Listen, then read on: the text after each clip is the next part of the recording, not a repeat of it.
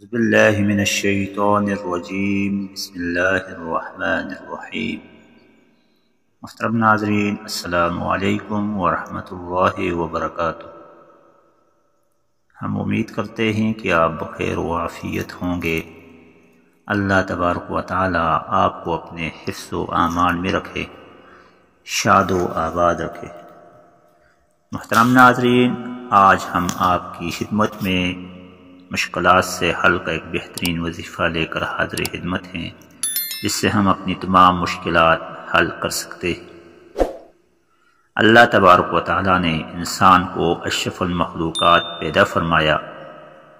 انسان تمام مخلوقات جو کہ کم و بیش 18,000 مخلوقات ہے، اس میں عظیم ترین ہے، جس کے بارے میں اللہ تبارک و تعالیٰ قرآن مجید میں فرماتے ہیں لَقَدْ خَلَقْنَا الْإِنسَانَ فِي أَحْسَنِ تَقْوِيمٍ، سورہ التین۔ تحقیق ہم نے انسان کو ایک بہترین سانچے میں ڈالا۔ ناظرین گرامی، انسان کو پیدا فرمانے کے بعد اس کے ساتھ مشکلات، مصیبتیں، غم اور امتحان لگائے، خوشیوں کی ایک لمبی لڑی لگائی جس کے آخر میں غموں کا بسیرا ہے۔ کوئی انسان پریشان ہے، پریشان حال ہے، تو اس پریشانی سے نکلنے کے بعد اس کے لیے خوشی اور آسانیاں ہیں۔ کوئی انسان مصیبت میں گرا ہوا ہے تو اس مصیبت سے نکلنے کے بعد اس کے لیے آسانیاں ہیں۔ کوئی انسان خوشیوں میں جی رہا ہے، آسائشات کی زندگی گزار رہا ہے، تو ان آسائشات کے پردوں کے پیچھے اس کے لیے مشکلات اور امتحانات ہیں۔ خوش قسمت ہے وہ انسان جو بہترین راستہ، بہترین عمل، بہترین سنت اور سیرت اختیار کر کے ان مشکلات کو آسانیوں میں اور ان آسائشات کو اپنے حلم اور بردباری اور انسانیت میں بدل کر اپنا آپ پہچان لے، اپنے پیدا کرنے والے کو پہچان لے، اپنے آخری نبی کی سنت سیرت سے عشق و محبت کرنے والا ہو، تب جا کر وہ دنیا میں بھی کامیاب اور آخرت میں بھی سرخرو ہو سکتا ہے۔ ناظرین گرامی، جہاں انسان کو مشکلات لگتی ہیں، پریشانیاں جکڑ لیتی ہیں، وہاں رب تعالیٰ نے اس کے حل بھی بتایا ہوا ہے کہ ان کا حل کیا ہے، ان مشکلات اور پریشانیوں سے کیسے نکلنا ہے۔ آج آپ کی خدمت میں اس وظیفے میں ہم آپ کو قرآن مجید کی ایک ایسی آیت اور دعا بتائیں گے جس کے ذریعے ہم مشکلات، پریشانیوں، مصیبتوں سے نکل کر اپنے لیے آسائشات کا راستہ اختیار کر سکتے ہیں۔ یہ آیت کریمہ آپ نے 21 بار پڑھنی ہے۔ چاہیں تو ایک جگہ پر بیٹھ کر باوضو ہو کر انتہائی خشوع اور خضوع اور استحضار کے ساتھ اس دعائے مبارکہ کو پڑھیں، تاکہ اس عمل کے نتیجے میں آپ کو اس کا فائدہ نصیب ہو۔ اگر آپ ایک جگہ پر بیٹھ کر نہیں پڑھ سکتے تو چلتے پھرتے، اٹھتے بیٹھتے بھی پڑھ سکتے ہیں، جس کے ذریعے آپ کی مشکلات کا ایسا حل نکلے گا کہ جس کا آپ کو گمان بھی نہ ہوگا۔ صحت مشکل میں یہ دعا 21 بار پڑھ لیں، چلتے پھرتے پڑھ لیں تو انشاءاللہ آپ کے مشکلات کا حل آپ کو مل جائے گا۔ ناظرین گرامی، مشکلات، مصیبتوں اور امتحانات میں ڈالنے والی ذات اللہ ہے، انسان کو پیدا کرنے والی ذات بھی اللہ ہے، مشکلات پریشانیوں کو بنانے والی ذات بھی اللہ ہے۔ انسان کے ساتھ یہ خطرات، پریشانیاں اور مصیبتیں جب لگ جاتی ہیں تو ان کا حل بتانے والی ذات بھی اللہ ہے۔ اگر ہم اللہ کی تخلیق، اللہ کی وحدانیت پر یقین کامل رکھتے ہیں تو اللہ کے احکامات کے اوپر یقین کامل کے ساتھ عمل پیرا ہونا بھی ہمارے اوپر فرض ہے۔ اللہ کے پیارے حبیب سید الکونین رحمۃ للعالمین صلی اللہ علیہ وسلم کی یہ سنت مبارکہ تھی کہ وہ ہر لمحے اللہ کو یاد کرتے تھے، اللہ کے احکامات کی پیروی کرنے کی تلقین کرتے تھے۔ وہ ہمارے لیے ایک چلتا پھرتا نمونہ اور مشعل راہ ہیں۔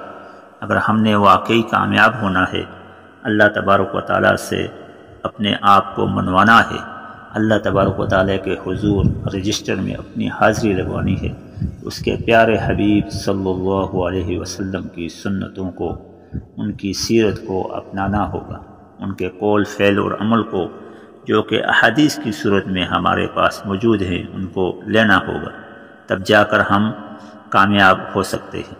آج کی یہ دعا بھی بالکل اسی متعلق ہے کہ قرآن مجید جو کہ نبی کریم صلی اللہ علیہ وسلم پر نازل ہوا، تمام کتابوں کی سردار کتاب، تمام انبیاء کے سردار نبی اور تمام فرشتوں کے سردار جبرائیل امین لے کر اس کتاب کو نبی پر اترے، جس کے اندر اللہ تبارک و تعالیٰ نے انسانیت کے لیے مشعل راہ رہنمائی کا ایک درس اتارا۔